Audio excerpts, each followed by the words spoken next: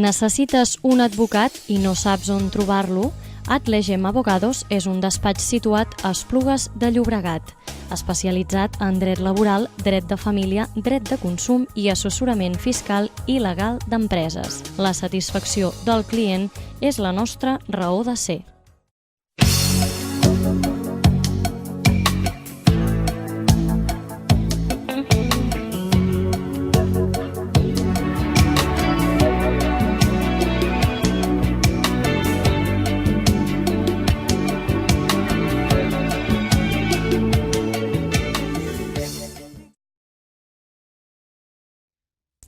Hola, benvinguts a un nou programa de Fora Dubtes.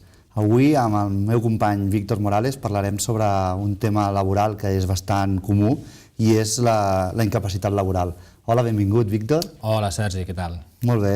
Bé, com ja he dit, avui parlarem del tema de les incapacitats laborals. Ens pots explicar exactament què és això d'una incapacitat laboral, què comporta? Sí, cap problema. A veure, la incapacitat temporal es podria definir com aquella situació en què es troba un treballador o un professional en la que li impedeix poder treballar. És a dir, els casos més típics poden ser una malaltia comuna, un refredat, una grip, un accident no laboral o una malaltia professional, és a dir, derivada de la feina, o un accident de treball. Són situacions en què un treballador, volent treballar, no està en disposició de fer-ho, doncs perquè es troba malvada la seva salut o la seva capacitat per poder treballar perquè ha tingut un accident o una malaltia. Llavors, aquesta és una contingència que antigament o no estava coberta i per tant els treballadors haurien d'anar a treballar igualment perquè si no es quedaven sense salari i no podrien aquell mes tindre diners ni disposar de diners nous o es feia mitjançant la iniciativa privada per mutualitats, etc., que pagant una quota mensual podia existir la cobertura d'aquesta contingència, la d'estar malalt i per evitar no tindre ingressos perquè no treballes, aquesta mutualitat te la pagava. Ja des de fa molts anys, aquí a Espanya tenim una seguretat social que el que fa és cobrir aquestes contingències, en paral·lel també amb la iniciativa privada que també la pot cobrir. Però almenys d'entrada, sense necessitat de poder contractar ni subscriure cap conveni ni res, ni cap contracte amb una entitat privada, la seguretat social ja t'ho cobreix. I hi ha diferents modalitats d'aquesta incapacitat. Sí, però t'ho cobreix no sempre, és a dir, has de tindre uns requisits per poder ser creditor d'aquesta prestació. I quins són aquests requisits? Per exemple, per una malaltia comuna has d'haver cotitzat un mínim de 180 dies en els 5 anys immediatament abans o sigui, dintre d'un període de 5 anys, 180 dies cotitzats per poder optar a una prestació per incapacitat temporal. Perquè, clar, hem dit que cobreix la contingència d'un infermat quan un treballador està malalt i no pot treballar o un treballador està accidentat i no pot treballar. Existeix aquesta prestació que és per incapacitat temporal.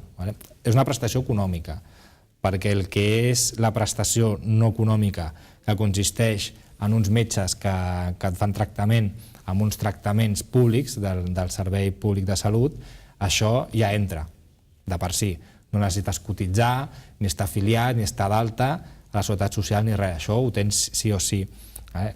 Estem parlant de la prestació substitutiva al salari per no poder treballar. Doncs aquí sí que es necessita estar afiliat a la Seguretat Social, donat d'alta o assimilat a l'alta i haver cotitzat un mínim de 180 dies durant un període de 5 anys. I estàs dient que estàs de baixa perquè tens una malaltia o un accident, però l'accident pot ser que jo vaig amb la moto i em caic un diumenge a la platja, perquè anar a la platja, o ha de ser dintre de l'àmbit de l'empresa que jo he tingut aquest accident? Pot ser les dues coses. És a dir, en el primer cas seria una baixa que la causa se'n diu contingència comuna, d'acord? O sigui, que és per un accident no laboral, això també t'ho cobreix si compleix els requisits, repeteixo, d'estar afiliat, d'alta o assimilat d'alta i haver cotitzat aquests dies durant aquest període de 5 anys.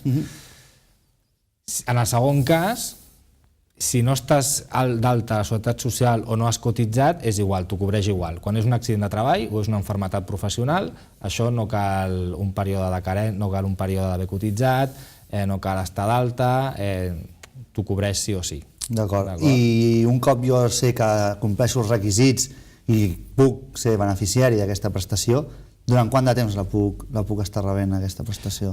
Exacte, llavors aquí entrem, si estem parlant d'una incapacitat temporal, això vol dir que tu estàs incapacitat per anar a treballar temporalment, és a dir, que no és una forma definitiva.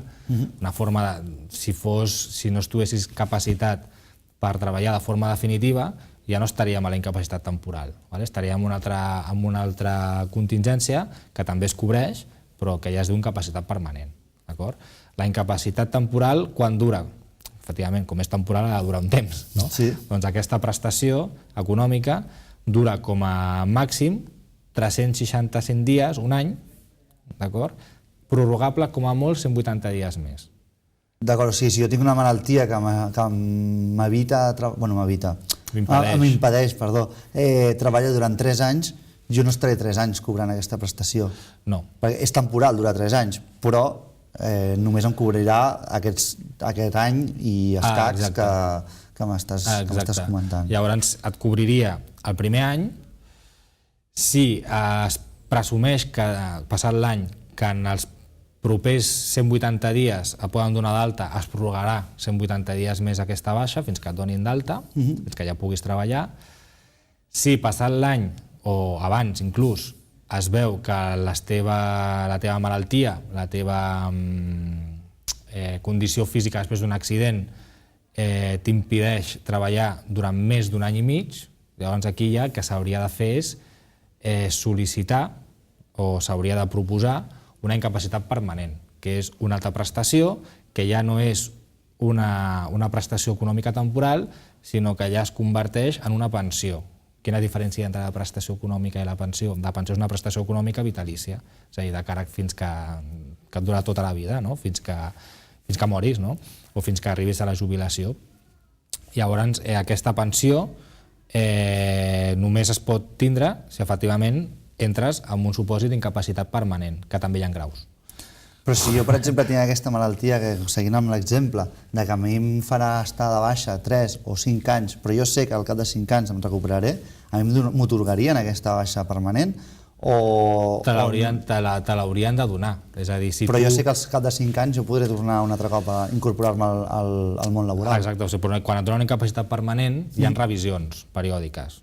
Te la poden atorgar i cada 2, 3, 5 anys fer-te una revisió per a veure si encara estàs en una situació... Sí, irrevocable. Exacte, que hi ha una situació que has de continuar de baixa i per tant que continuïs en situació d'incapacitat permanent o no. Aquesta revisió, al final, depenent de les malalties, depenent del diagnòstic que tinguis, de com estàs, serà més llarga o més curta la revisió que et donin. I si jo vinc d'una incapacitat temporal, i vull fer el pas a la permanent, els requisits varien o com ja vinc d'una, només demostrant que la meva malaltia s'allargarà més del previst, ja me l'haurien d'atorgar? Exacte. Aquí es troben diferents supòsits. Si tu ja tens d'entrada, per exemple, un accident greu, i ja d'entrada ja es veu que la teva incapacitat per treballar no serà temporal, sinó que serà amb vocació de permanència o ja fins i tot permanent, o no se sap quan es curarà, però no se sap quan podràs tornar a treballar, però com a mínim serà un any i mig o 2, més d'un any i mig o 2 de baixa, hauries d'estar. Aquí ja t'haurien de donar, d'ofici, l'administració laboral t'hauria de donar la qualificació d'incapaç permanent, amb el grau que toqui, que ja en parlarem. Depèn de la gravetat de la situació. Si no t'ho donen, tu pots sol·licitar. Òbviament, si tu creus que tens aquest dret d'estar en una situació d'incapacitat permanent i, per tant, que et retribueixi la prestació que toca, el que pots fer és sol·licitar-ho. Com es sol·licita? Primer l'has de sol·licitar en via administrativa, això vol dir mitjançant un escrit, sol·licitant aquesta incapacitat a l'administració laboral, a l'Institut Nacional de la Seguretat Social, que valorarà si te la dona o no. Si no te la dona, doncs has de presentar recursos que toquin fins a esgotar el que es coneix la via administrativa i si un cop esgotat la via administrativa encara i així no te la donen, llavors el que has d'interposar és demanda. Demanda davant d'aquest Institut Nacional de la Seguretat Social perquè al final sigui un jutge que valorant la teva malaltia, la teva capacitat com queda, la teva capacitat reduïda, valorarà si al final això és creditora o no d'una incapacitat permanent o no. Com ho valorarà? El jutge no sap de medicina. O aviam, hi ha jutges que al final de tant tractar aquests temes sí que saben, no? Però al final hauràs d'acabar amb un metge. Però no poden fer, exacte, no poden fer el jutge no pot fer-te el diagnòstic, no? Llavors li has d'aportar tu el diagnòstic fet amb informes pericials o sol·licitar que faci un informe pericial al forense per al final acreditar que tu no tens, que la teva incapacitat serà finalment permanent, no serà una cosa temporal. O si serà temporal, serà a llarg plaç. Suposem que compleixo tots els requisits, estic de baixa, he tingut una malaltia, compleixo els requisits i soc creditor d'una prestació per incapacitat. A quan ascendeix aquesta prestació? La quantia? Sí. Dependrà. Dependrà primer de la teva base reguladora. Hi ha uns topes, però si tu, per exemple, tens una base de cotització X, doncs amb una incapacitat temporal, no la permanent, la incapacitat temporal derivada d'una malaltia no laboral, contingència comú, aquí de l'1 al 3 no cobres res. Del primer dia fins al tercer de baixa no cobres res. Començaràs a cobrar a partir del dia 4, a raó d'un 60% de la teva base de cotització. I a partir del dia 21 de baixa, llavors ja cobres un 75% de la teva base de cotització. Per tant, tu ja pots fer els teus càlculs també sabent si t'estan pagant correctament o no, perquè al final és un percentatge sobre la teva base reguladora. La teva base de cotització efectiva. Sí, efectivament. Llavors, què és el que passa? S'ha de tindre en compte que determinats convenis col·lectius, si jo soc treballador i tinc un contracte que està sotmès no només a les lleis laborals, lleis en stricto sensu, sinó també a una normativa que es coneix com a conveni col·lectiu. Si aquest conveni col·lectiu pot obligar l'empresari a complementar la teva prestació de baixa fins al 100% del que tu cobraves. I això es dona? I això es dona. Hi ha convenis col·lectius que això contemplen. És a dir, jo, per exemple, cobro, m'ho invento, 1.600 euros, atenent a la base de cotització, com és un tant per cent, un 75%, un 60%, no em dona el que jo cobrava de nòmina, però hi ha un conveni col·lectiu, que és el que aplica el meu contracte precisament, que diu que l'empresari m'ha d'abonar fins al 100%. Llavors l'empresari ha de complementar aquesta prestació fins que allò pugui cobrar la totalitat, del que cobrava com si estigués treballant. Llavors dius que a partir del tercer dia has de rebre aquesta prestació. A partir del quart, inclòs. Sí, però qui la paga, aquesta prestació? Exacte. O sigui, entenc que al principi serà l'empresari. L'empresari i... Però després, clar, si ens podem allargar fins un any i escacs, qui paga tot això? Exacte, llavors a partir del dia 20 ja comença a pagar a l'Institut Nacional de la Seguretat Social o les mútues col·laboradores. D'acord? Són ells els que correspon a... De què dependrà que sigui la mútua o l'Estat? Depenent del conveni que tingui la mútua amb aquella empresa, si és per contingències professionals només, doncs en aquest cas si la baixa és per contingència professional, per una malaltia professional o un accident de treball, serà la mútua qui li correspongui. Si també en aquest conveni amb la mútua també cobreix la contingència comuna, també serà la mútua, i si no, doncs serà la Seguretat Social. I tots els treballadors d'aquest país tenen dret a aquesta prestació per baixa d'incapacitat? Tots els que compleixin els requisits. Sí, però per exemple un autònom també té dret a una prestació per baixa? Clar, llavors aquí entrem a un règim diferent. Hem parlat, el treballador ordinari és un règim general de Seguretat Social, ja s'entrem en règims especials com el RETA, el treballador autònom, o la treballadora empleada d'hogar, o altres règims especials com l'agrari, etc. Si bé és cert que s'intenta que tots els règims especials al final convergin amb el règim general i que no hi hagi tantes discriminacions per règim en tema de drets i deures a la seguretat social, hi ha hagut avanços, però encara hi ha diferències. I en aquest cas sí, o sigui, quan tu ets autònom, tu el que fas és subscriure t'obliguen a subscriure un conveni amb una mútua determinada. Però la mútua llavors es farà càrrec des del principi fins al final. En aquest cas serà la mútua. Segur, des del principi. Efectivament. I fins al final. O sigui, deixar clar, perquè abans has dit que hi hauria una part que potser te la pagava l'Estat, però aquí Bueno, la mútua és un ente col·laborador de la Seguretat Social, és a dir, al final els diners surten del mateix joc. O sigui, no és que sigui una empresa privada que cooperi així lliure del mercat, sinó un ens col·laborador que al final els diners surten del mateix joc, surten de les cotitzacions. I en el règim general tothom tindrà dret a aquesta... Tothom que compleixi els requisits té aquest dret. Com he comentat, no fa falta complir requisits si és una malaltia professional o un accident de treball, però ja és difícil que et donin aquesta contingència. Llavors, si un treballador considera que l'han donat una baixa, per exemple, que posa contingència comuna, que això vol dir que la seva causa és no laboral, de l'enfermetat o l'accident de treball, si el treballador pensa que en veritat la contingència no hauria de ser qualificada com a comuna, sinó com a professional, és a dir, que la baixa no ve derivada, que la baixa ve derivada de la feina, per un accident o per una malaltia professional, i no te la dona d'entrada aquesta baixa, no te la qualifiquen així, el que pot fer el treballador és impugnar aquesta baixa i sol·licitar que canviïn la contingència. Perquè al final pot haver-hi, com hem comentat, hi ha diferències en quant a la quantia i també en quant als requisits o no per cobrar aquesta prestació. I té alguna incidència que el meu contracte sigui indefinit o sigui temporal? Hi ha una incidència en quant al càlcul de la quantia. Només? Sí. Perquè si me'n vaig més enllà de... Perquè aquests dies, els 360 dies, però se me'n van més enllà del que és... La meva malaltia se'n va més enllà del que és el contracte de treball.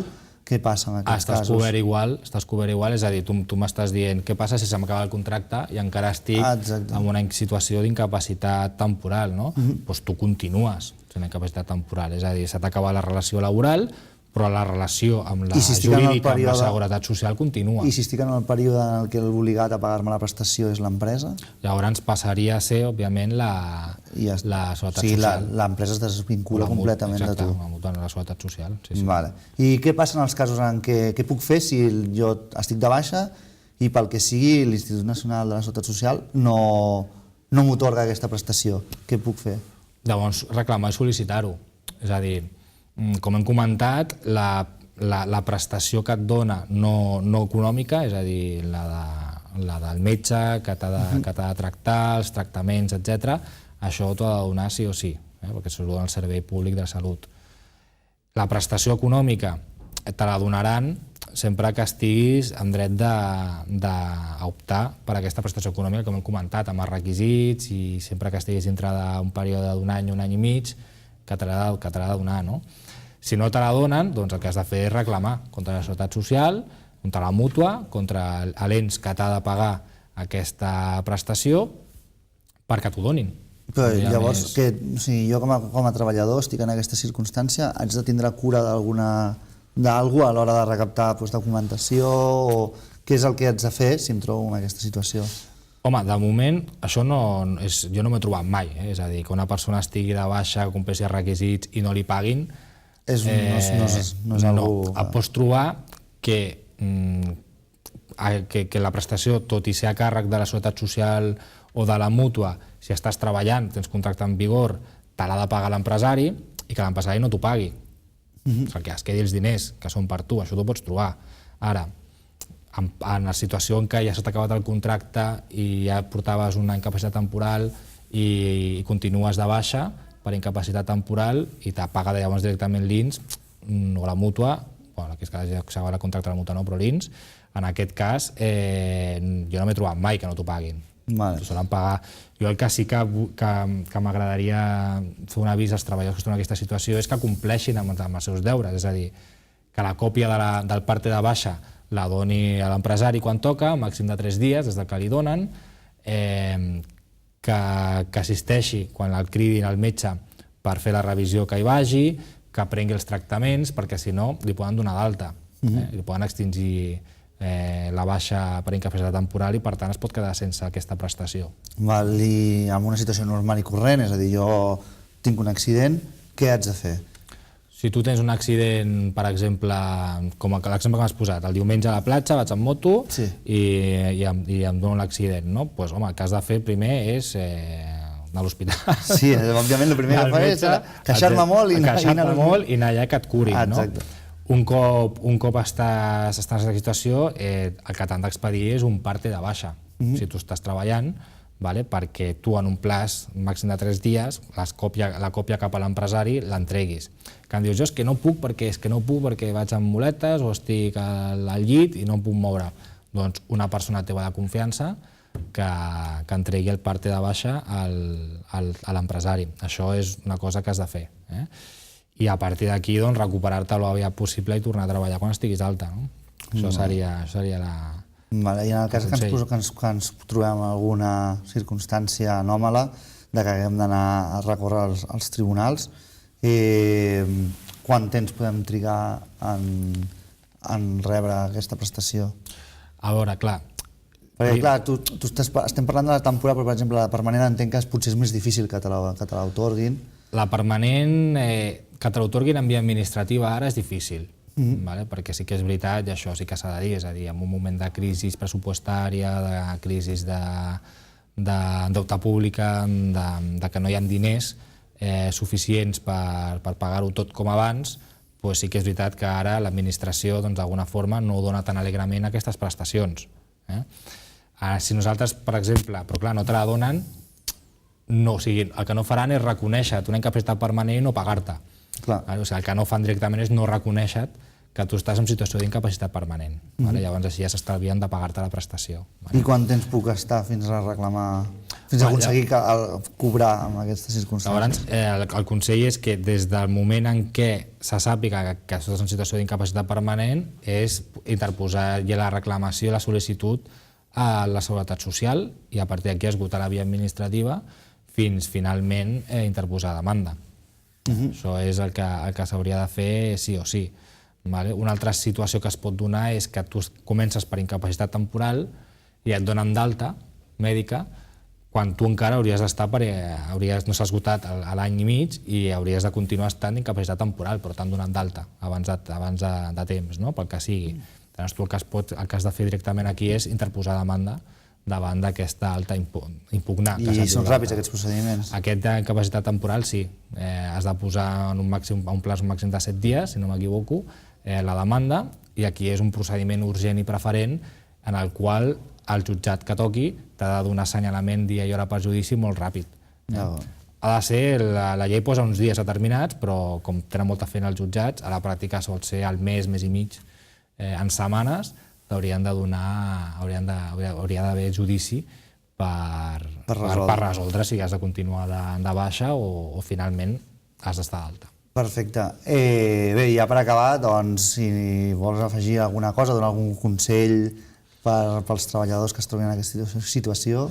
Home, el meu consell seria complir amb tots els deures que han de complir, és a dir, seguir el tractament, anar quan li crida el metge, anar quan li crida la mútua, el metge de la mútua, assistir-hi, fer el tractament, aportar els partes de baixa mèdica a l'empresari i d'alguna forma, si ell veu que la incapacitat temporal ha de durar més temps o fins i tot si és creditor una incapacitat permanent, assessorar-se ràpid per moure fils i interposar ja reclamacions i sol·licitar aquest dret. Molt bé, Víctor, doncs no tenim més temps. Moltes gràcies per la teva explicació i la teva exposició, ha sigut molt clarificadora. Amb tots vostès ens veiem al pròxim programa de Fora Dubtes. Moltes gràcies.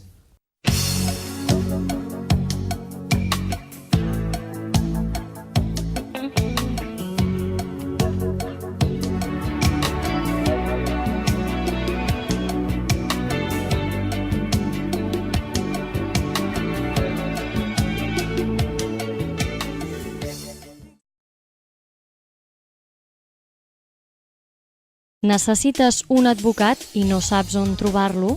Atlegem Abogados és un despatx situat a Esplugues de Llobregat, especialitzat en dret laboral, dret de família, dret de consum i assessorament fiscal i legal d'empreses. La satisfacció del client és la nostra raó de ser.